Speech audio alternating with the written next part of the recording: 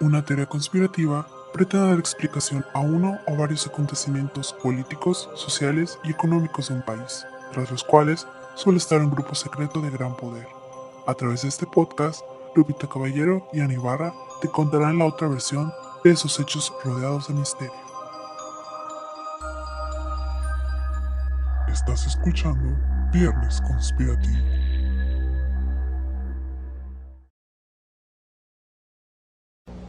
I have a dream that one day this nation will rise up and live out the true meaning of its creed.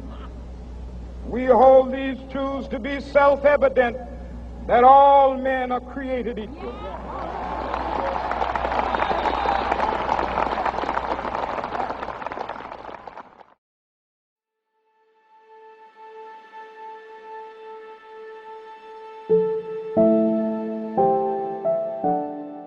A las 18:01 del 4 de abril de 1968, una bala disparada con un rifle Remington Peters .3006 de punta blanda acabó con la vida de Martin Luther King Jr.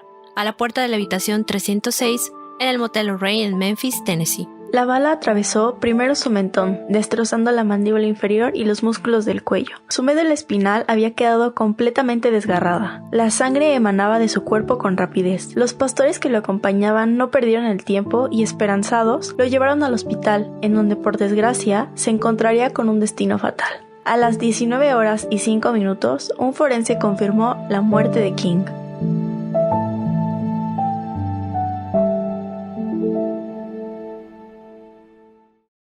Bienvenidos a una nueva emisión de Viernes Conspirativo. Yo soy Lupita Caballero. Y yo, Ana Ibarra. Como habrán podido escuchar, hoy nos toca hablar sobre un personaje muy importante en la historia afroamericana, el Dr. Martin Luther King, de quien probablemente han escuchado muchas cosas buenas que hizo por su comunidad. Pero poco se habla sobre su misteriosa muerte. Creo que la gente tal vez no tiene mucha idea sobre las teorías conspirativas que giran en torno a este personaje. ¿O acaso tú lo sabías? No, previo a la investigación de este caso, no sabía la forma en la que Martin Luther King había muerto. Y yo tampoco, pero luego de investigar arduamente me fui dando cuenta de que las piezas no encajaban y las cosas parecían ser muy convenientes. Eso es cierto, y más porque estamos hablando de una figura política muy importante, alguien que movía masas y buscaba la libertad de su pueblo.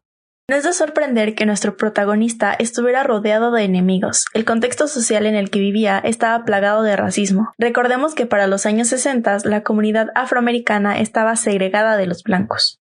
Estaban viviendo lo que se conocía como la América de Jim Crow. Ese término se refiere a las leyes de segregación racial que dictaban que los negros y blancos no podían usar el mismo baño, o ir a los mismos restaurantes, no podían asistir a la misma escuela, e incluso los negros tenían que cederle el asiento a los blancos en los autobuses. En general, ellos tenían que ceder ante lo que nosotros denominamos como white supremacy o supremacía blanca. Dicho esto, hablemos un poco sobre quién era Martin Luther King y el rol que juega en todo este contexto. Martin Luther King Jr. fue un activista y político estadounidense, nacido el 15 de enero de 1929 en Atlanta, Georgia.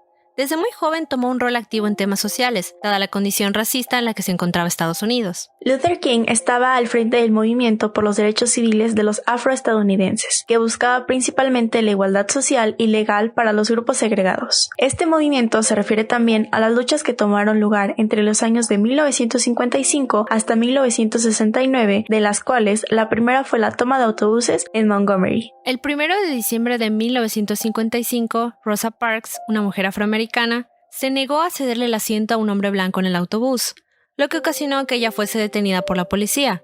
Luther King, el entonces nombrado pastor de la iglesia bautista, se enteró de los hechos e inició un boicot en la estación de autobuses en Montgomery. King fue arrestado por dar pie a la revuelta, la cual duró 382 días y se tornó violenta a medida que los supremacistas blancos agredían a los manifestantes, e incluso la casa de King fue atacada con bombas incendiarias. Sin embargo, eso no los detuvo de seguir con las protestas y todo esto llevó a la creación de la Conferencia Sur de Liderazgo Cristiano, por sus siglas en inglés la SCLC o SCLC. Este grupo se había creado para participar en el movimiento por los derechos civiles, organizando a las iglesias afroamericanas en las protestas no violentas. La filosofía de Martin Luther King era muy clara. Buscaba la libertad mediante la paz, cosa que le llevó a ganar un premio Nobel.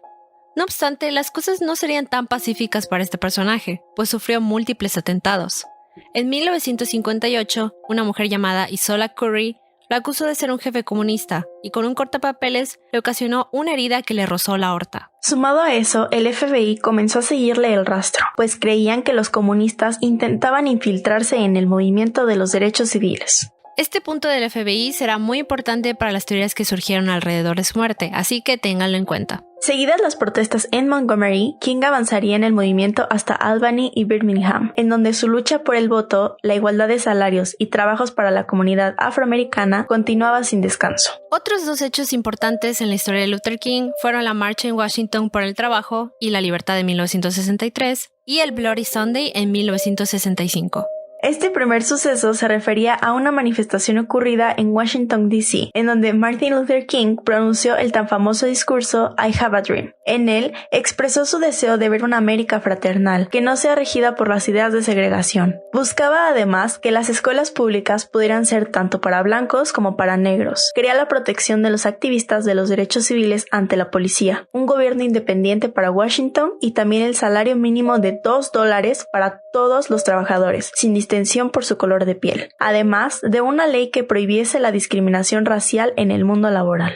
Posterior a esto, en Selma, Alabama, el 7 de marzo de 1965, 600 defensores civiles partieron desde Selma con intención de llegar a Montgomery, esto para presentarle quejas ante la injusticia electoral que el estado estaba viviendo, pues solamente el 1% de la comunidad negra estaba inscrito en las listas electorales y las oficinas de registro estaban abiertas solamente 2 veces al mes. En la marcha, un grupo de personas blancas junto con la policía detuvo a los manifestantes, arrojándoles gas lacrimógeno e iniciando revueltas. Esta marcha fue la primera de 2, en la cual King se uniría a la segunda, siendo esta mucho más pacífica y organizada que la anterior, debido a la negociación que el pastor había hecho con las autoridades. Todo esto suena bastante complejo, ¿verdad? Martin Luther King era todo un personaje. Así es, pienso que él ha sido una de esas personas súper influyentes y más en el siglo XX, porque todo lo que hizo significó un enorme trabajo para la comunidad afroamericana. Creo que este tema puede parecer muy ajeno a nosotros, pero la realidad es que aquí en Latinoamérica también vivimos mucho racismo, mucha discriminación,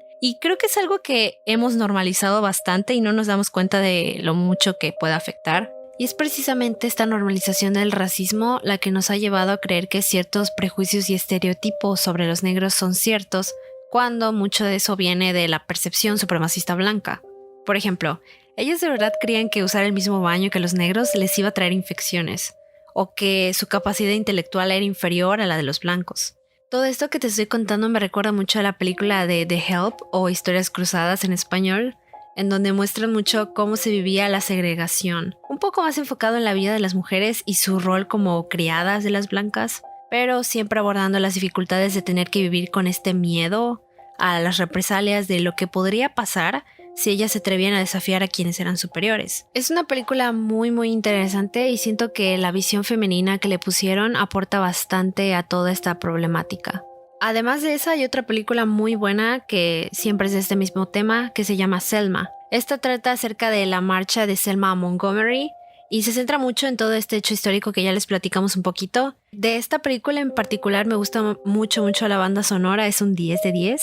Y la canción de esta película ganó un Oscar, de hecho, porque la letra de verdad que es muy profunda. Habla sobre momentos importantes para la historia afroamericana como lo de Rosa Parks, y también toma pedazos y fragmentos de los discursos de Martin Luther King, así que toda la canción se vuelve muchísimo más emotiva e importante. La canción se llama Glory y es de John Legend con Common. Chéquenla, van a ver que sí es bastante emotiva. Y bueno, yo les recomiendo estas 2 películas, la de Selma y The Help, para que se empapen un poco más de este contexto. Creo que en bastantes medios y películas y series y así hemos visto la representación de estos sucesos.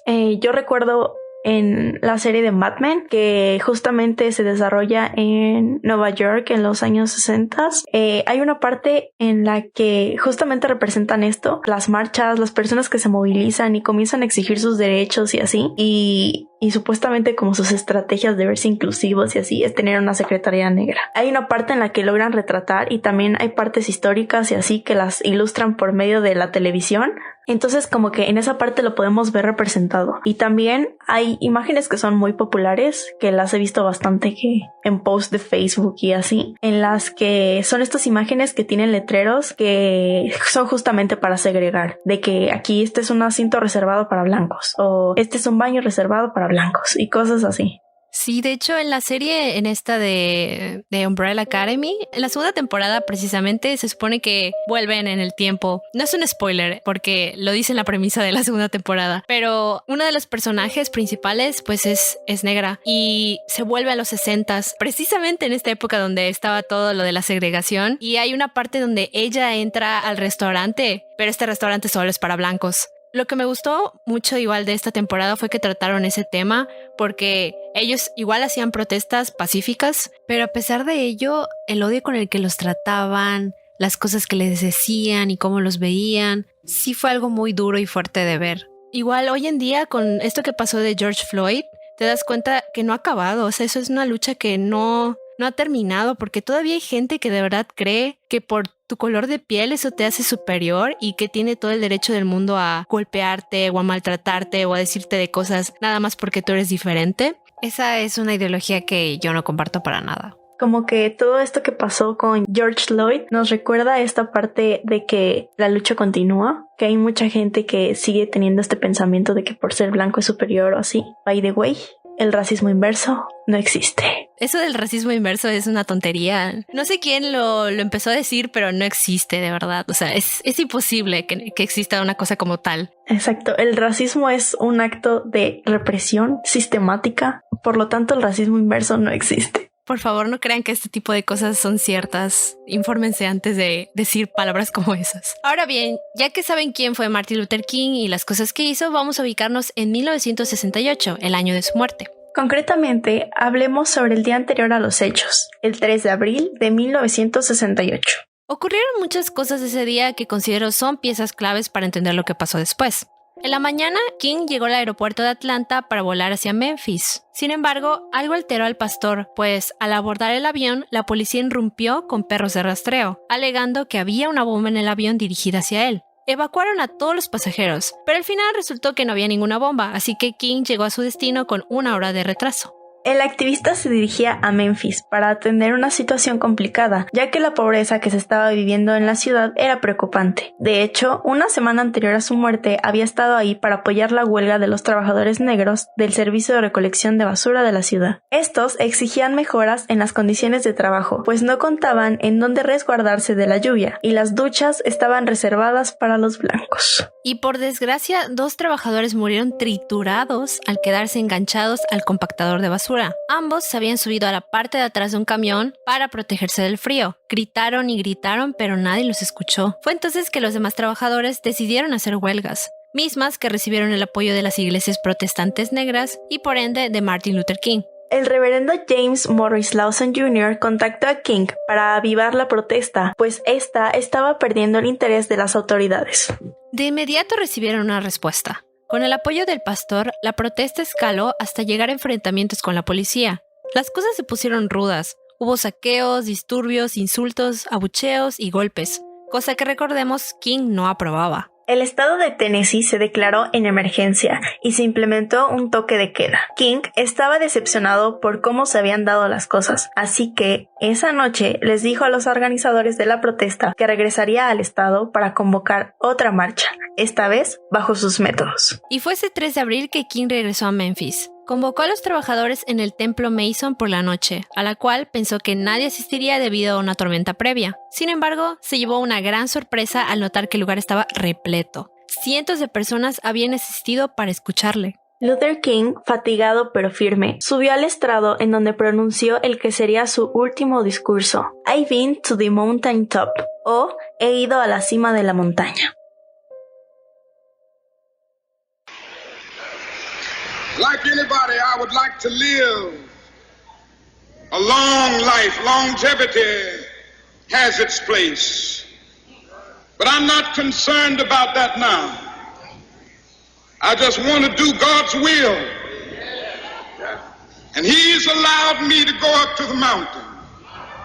And I've looked over and I've seen the promised land. I may not get there with you, but I want you to know tonight that we as a people will get to the promised land.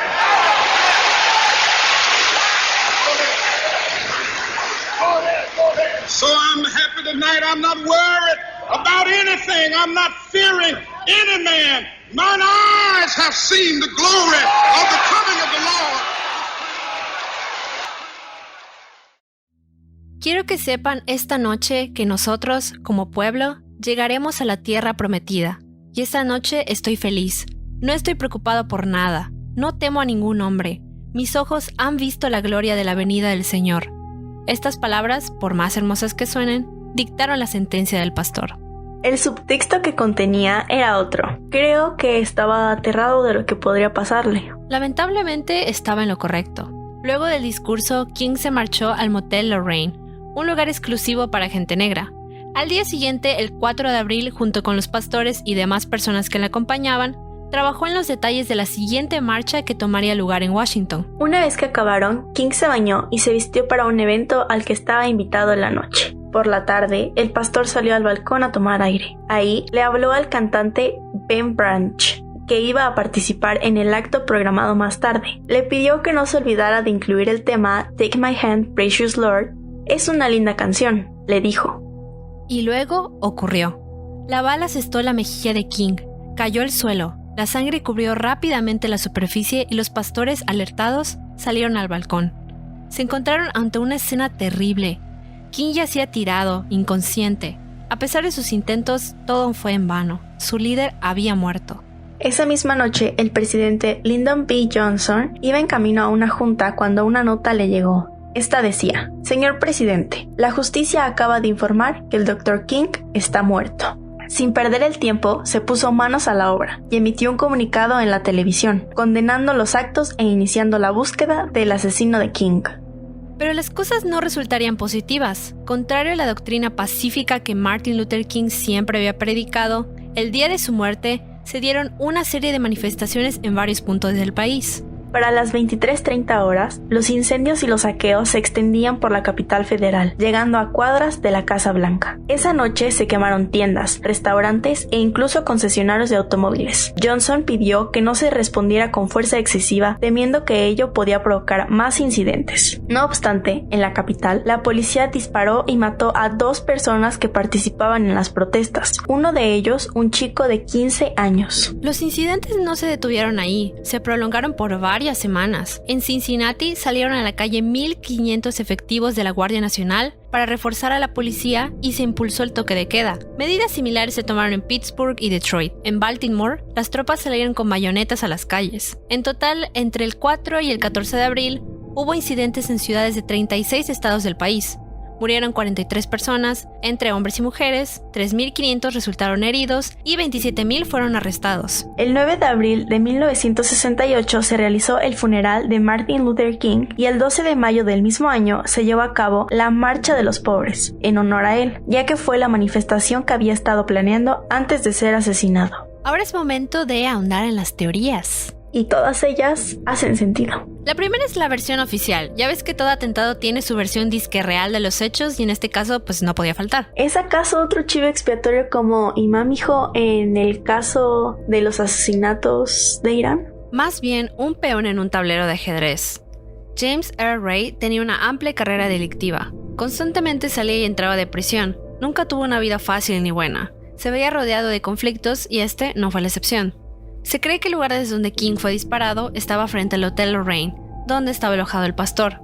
Ray empleó una ventana de baño frente al balcón y ahí desenfundó el arma, un Remington calibre .30.06, y asestó el golpe final. Sus huellas fueron encontradas en las paredes del cuarto y también del arma. Todo apuntaba hacia él como el culpable. Ray había logrado pasar desapercibido por todo Estados Unidos, a pesar de tener a la policía buscándolo por mar y tierra. Viajó a Canadá y desde ahí, con un pasaporte falso, bajo el nombre de Ramon George Sneyd, voló a Londres, luego a Lisboa y regresó de nueva cuenta a Londres para intentar abordar a Bruselas. Sin embargo, ya había empezado a levantar sospechas, pues cometía errores tan simples como poner Sneja en lugar de Snade. Al querer viajar hacia Bruselas, fue detenido por Scotland Yard y fue hasta 1969 donde se declaró culpable. Sin embargo, 3 días después se retractó de su confesión, ya que dijo que le habían obligado a firmar su supuesta culpa. Él explicó que era parte de una conspiración mucho más grande que desconocía, también alegando que el arma usada en el homicidio le fue otorgada por un tal Raoul. Se dice también que el móvil del crimen fue porque una organización racista le había ofrecido $50,000 por ello. Aunque Ray sostuvo su inocencia hasta el final, Dexter King, uno de los hijos del pastor, aceptó darle un juicio justo al criminal, y ahí Ray repitió la misma declaración, que él era parte de una conspiración que involucraba grupos supremacistas, fuerzas del orden e incluso el FBI. Vaya, ¿tú qué piensas de esta teoría? ¿Lo ves viable o no lo ves viable? No lo sé, porque sabes, o sea, como que no es un hecho aislado esto de que las personas que son señaladas culpables confiesen y después digan que no por el hecho de que fueron torturados para decir eso. Pues igual puede que sí el FBI y la CIA estuvieran involucradas, pero así como en el caso anterior que de Irán, no creo que actuaran solos. Porque mira, James Ray, en estas huidas que hizo y estos viajes que realizó durante los 14 meses que estuvo desaparecido, gastó $9,000 entre 1967 y 1969. El asesinato de King fue en abril, el 4 de abril de 1968. Pero Ray tenía un trabajo como lavaplatos. O sea, eso quería decir que no podía ganar más de $664 en 6 semanas. ¿De dónde sacó esos $9,000? De aquí viene toda esta teoría que fue pagado por alguien superior a él lo estaba usando para matar a King. Muchos se preguntarán, pues ¿quién pudo haber sido esta persona que lo quería matar? Y la respuesta realmente es incierta. Nadie sabe quién pudo haberlo mandado a matar. Pero lo que sí creo yo es que Ray no actuó solo. Creo que él pudo haber actuado, como ya dijimos, por dinero. E incluso sus hermanos dicen que ese pudo haber sido el móvil del crimen. Pero pues ya vimos que Ray se declaró inocente. Él declaró que no conocía a Martin Luther King, no sabía quién era y que no sabía absolutamente nada del crimen y que él fue parte de toda la conspiración. También mencionó a este personaje de Raoul en su defensa, diciendo que él fue quien lo dirigió a cada etapa del crimen y que él le ayudó a comprar el arma. Pero las personas que estaban involucradas en el caso dijeron que no veían viable esta teoría del supuesto Raoul porque no había como que pruebas que indicaran que existía. También se preguntaban, bueno, si esta persona existió, ¿por qué sus huellas no estaban en el arma? ¿Por qué sus huellas no estaban en ninguna parte? Solamente encontraron las huellas de Ray en el periódico que hablaba sobre la venida de Martin Luther King a Memphis. Entonces, como que todas las pruebas estaban ahí acomodadas y pensadas muy estratégicamente para que las huellas de Ray estuvieran ahí y por ende él fuera visto como el culpable. Así como lo pones, sí suena como una teoría bastante viable. Pues sí, porque muchas de las cosas que sucedieron con Ray fueron como orquestadas, pienso yo. Porque, o sea, hablaba de este tal Raúl, que bien pudo haber sido una persona que sí existió. Pero mira, si estás siendo cubierto por la CIA, por el FBI, por la mafia, lo que tú quieras, nunca vas a saber quién fue esta persona porque tienen maneras de desaparecer y aparecer gente, de culpar y no culpar. Además de que Ray no daba como una descripción exacta de esta persona. O sea, decía que era pelirrojo o que era rubio, e incluso dijo que era latino. Pues así no tienes como una certidumbre si esta persona realmente existió o no. Entonces, en este punto de si existió un tal Raúl, yo creo que tal vez sí, tal vez pudo haber existido, pero no sé qué le hicieron a Ray para que no pudiera recordar su rostro, para que no pudiera recordar quién es, pero sí pienso que es muy viable que alguien más lo haya ayudado o que lo haya entrenado. Si fue el FBI o la CIA o alguna organización mayor, no te podría decir con exactitud, pero sí te puedo decir que el FBI, posterior a la muerte de Luther King, muchísimos años después, esos archivos por ahí de la época de su muerte ya no están, no existen. Y la familia se quedó así como que, ¿cómo? ¿Cómo que ya no están esos archivos? Entonces eso igual parece muy sospechoso, ¿no? Que de la nada desaparecieron todos esos archivos que tienen que ver con la muerte de Luther King y que tienen que ver con todo esto de Ray. O sea, no se sabe. Pero también tiene que ver un poco estos grupos supremacistas que son como el Ku Klux Klan, que básicamente nacieron de la idea de que la raza negra es inferior y que simplemente los quieren suprimir respecto a sus derechos, sus luchas políticas y todo eso. Ellos solamente están como para reprimir este tipo de movimientos a favor de los derechos civiles.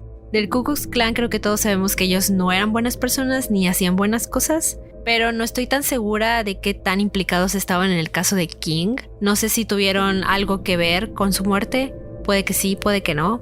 A lo mejor no fue un ataque como tal del grupo de Ku Klux Klan. Tal vez las personas encargadas en el FBI o la CIA pertenecían a este grupo. Podría ser por ahí también, ¿no? Creo que tampoco es de sorprender que muchas personas del poder pertenezcan a sectas o grupos secretos, así como los Bush pertenecían a Skulls and Bones. Entonces, podría ser, ¿no? O sea, a lo mejor alguien importante del FBI o de la CIA estaba involucrado en todo esto. Pero ahora, déjame decirte sobre la muerte de Ray, porque aquí viene otra cosa un poquito extraña. Ray murió en 1998 a causa de complicaciones relacionadas con una enfermedad renal, y esto fue producido por una hepatitis C debido a una transfusión de sangre realizada. ¿Y sabes por qué? Porque lo apuñalaron en su celda. Aquí es como muy extraño, ¿no? La parte de las complicaciones renales que tuvo y así suena como algo normal, algo que le puede pasar a cualquier persona. Pero ahora, la parte de lo apuñalaron, lo hirieron, ¿fue a propósito? ¿Fue alguien que conocía, alguien con quien tuvo una riña, o de plano lo mataron? Así como ya vimos que suicidan a las personas, aquí directamente fue casi que matarlo. Sí, este sí fue un ataque más directo. Esto no estuvo como tan encubierto, porque fue directamente una puñalada y pues bueno, a consecuencia de eso fue que falleció. Exacto, entonces aquí tampoco podemos decir si alguien lo mandó a matar o si nada más fue por pura riña que hubo entre él y otro preso. No sé, pero lo dejaremos a su interpretación. Hablando de todo esto de los involucrados, surgió un nombre importante del cual la familia King tomó como referencia para decir que Ray no había actuado solo. Y es que el empresario Memphis Lloyd Jowers dijo en un canal de televisión en 1993 haber pagado a James Ray para que asesinara a King. Todo esto como un favor hacia una figura misteriosa del bajo mundo, posiblemente algún jefe del crimen organizado o la mafia. Sumado a esto, el abogado de la familia King, William Pepper, en su libro llamado Un acto de estado, la ejecución de LMK, dice que King fue asesinado por su oposición a la guerra de Vietnam y los planes que preparaba para realizar la marcha en Washington.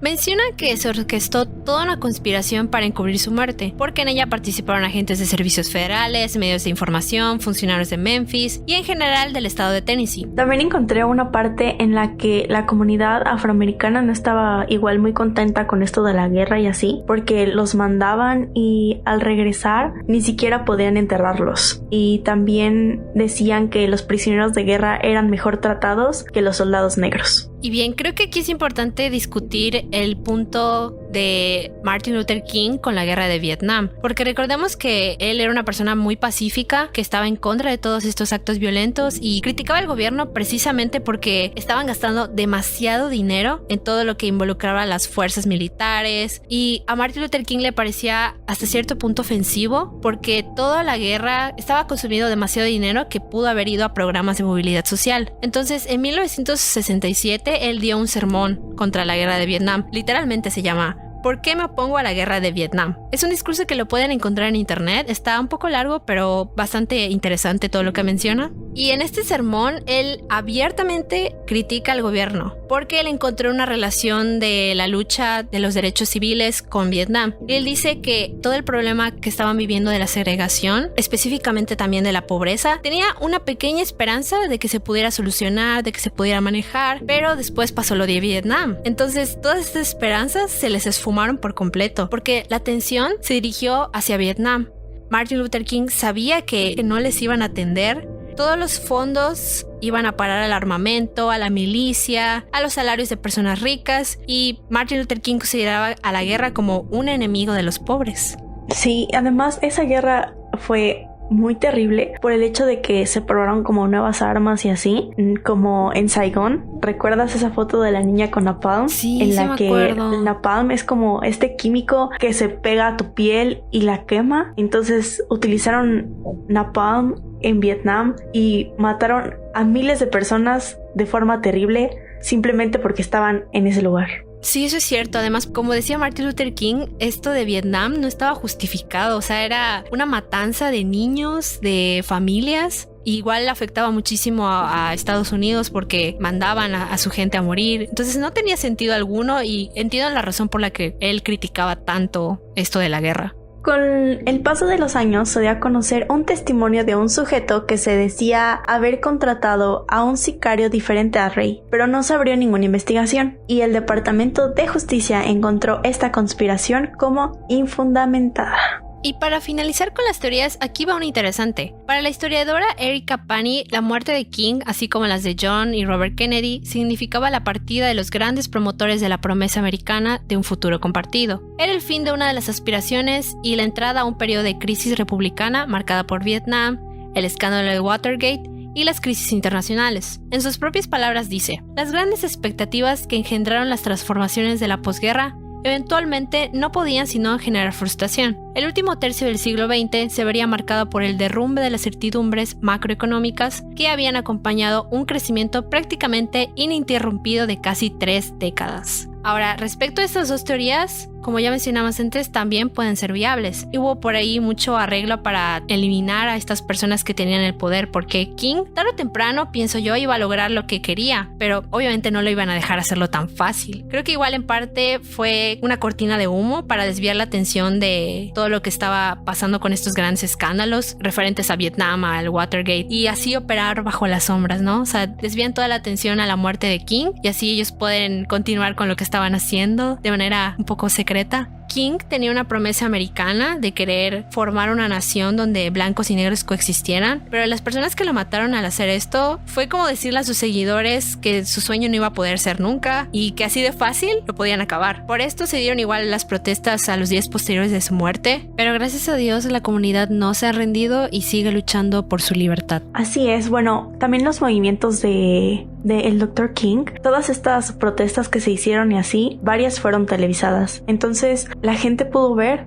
el cómo estos adultos blancos maltrataban a niños negros. Entonces como que toda esa violencia fue demasiado fuerte en general y mucha gente blanca se promulgó a favor de los movimientos de Martin Luther King, como que también movía muchas cosas que no convenían a la ideología de la época, porque recordemos que los 60 fue en general una década de mucho movimiento social, de que se dieron todo este movimiento de los hippies, de el uso de las drogas, esto de los derechos civiles. Entonces eran demasiadas cosas que estaban pasando en ese momento, entonces había que cubrir unas con otras, ¿no? Y en el caso de King, no creo que el problema hubiera sido que él supiera cosas, sino lo que hacía. Y también el hecho de que movía a tanta gente que resultaba peligroso. Porque imagínate, si tú eres una persona con un don de palabra así como lo era Martin Luther King y lo estabas usando para cosas buenas, peor para las personas que estaban en el poder y que lo odiaban. O sea, iba a hacer grandes cambios, cosas buenas que definitivamente no le convenían a la sociedad supremacista blanca. Pero en fin, creo que todas estas teorías tienen un pedazo de verdad.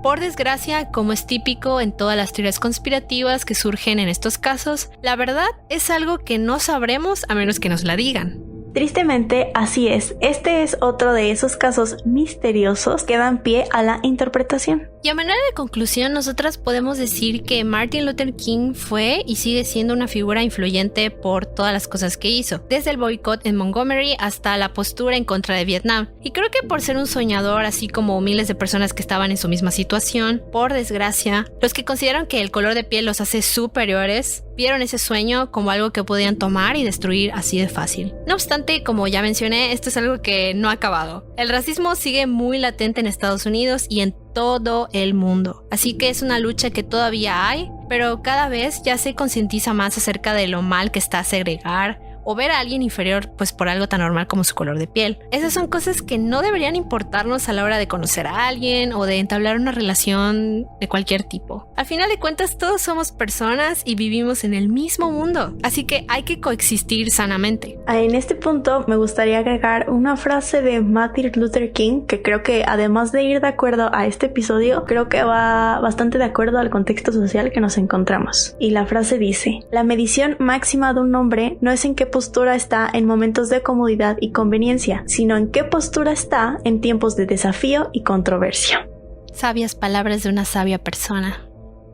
no sé, o sea, siento que es una frase corta pero bastante poderosa y creo que, como lo dijo el doctor Martin Luther King, es que siempre hay que tener una postura y creo que lo que te define como persona y como tal es en lo que crees y qué tanto defiendes lo que crees, ¿no? Porque si estás como en esta posición cómoda según tú, como neutral o así, como que ¿qué estás haciendo por tu ideología, no? Exactamente. Siempre es bueno mirar hacia atrás porque así te das cuenta de lo mal que estaba la sociedad por pensar así.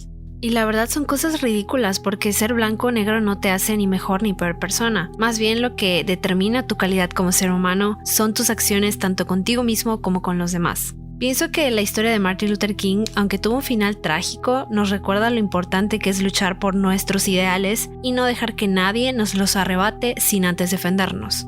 Creo que hay que darle poder a las personas que tienen un discurso que busca el bienestar de las personas en general, más allá de las personas que solamente generan odio. Hay que apoyar a las personas y también hay que investigar, hay que informarse para saber sobre los movimientos, sobre las perspectivas, sobre sus ramas y pues obviamente plantearte tú en una posición y poder hacer cosas desde tu trinchera. Precisamente eso. Hay muchas maneras de informarse hoy en día, no necesariamente por la televisión, sino por redes sociales.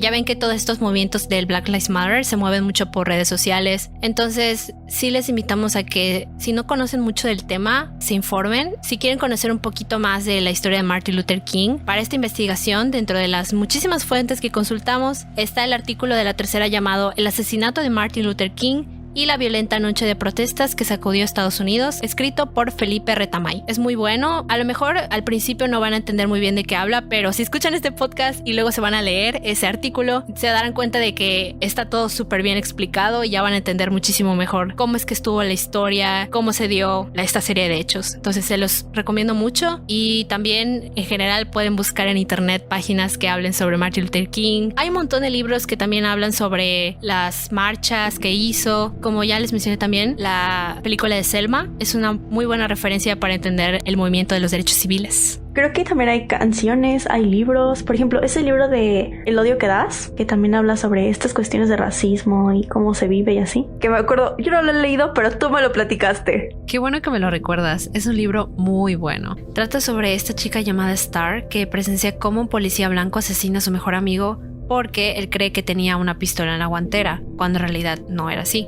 Luego de eso la noticia se vuelve viral y la gente comienza a decir que el chico al que mataron era un pandillero o que estaba metido en cosas ilegales. En general dicen un montón de cosas erróneas, de las cuales la mayoría son estereotipos sobre la comunidad afroamericana. Y me gustó mucho este libro porque también aborda lo que son los microrracismos, esas palabras o comentarios que muchas veces decimos respecto a una o varias culturas e incluso dentro de la nuestra. Y nosotros pensamos que no son racistas, pero en realidad sí lo son. Este es uno de esos libros que todos deberíamos leer aunque sea una vez en la vida. Te abren los ojos ante cosas que de verdad están mal y te hace reflexionar sobre el poder que tienen las palabras. Así que se los recomiendo bastante. Lo pueden encontrar como The Hate You Give o El odio que das, escrito por Angie Thomas. Si ponemos un poco de atención a las cosas de entretenimiento que nos rodean respecto a los libros, canciones, películas, nos podemos dar cuenta de que muchas están situadas en un contexto social bastante específico y nos platican y nos narran cosas muy importantes. Entonces, si hay algo de ese estilo que no hayamos mencionado y quieran recomendar a los demás, nos pueden seguir en nuestras redes sociales como Instagram, Facebook. Tenemos un grupo de Facebook por si quieren compartir por ahí todos los comentarios que tengan, y también les invitamos a escuchar los otros capítulos de Viernes Conspirativo que están disponibles en Spotify, Apple Podcast, Google Podcast y nuestro canal de YouTube. Obviamente nos pueden encontrar bajo el mismo nombre de Viernes Conspirativo. Les vamos a dejar un Linktree para que solamente le den clic y les van a aparecer varias casillas. Le dan a la casilla en la que nos quieren encontrar y los va a redireccionar automáticamente. Así que síganos, coméntenos qué piensan. Espero que les haya gustado este podcast. Muchas gracias por escucharnos y nos vemos a la próxima.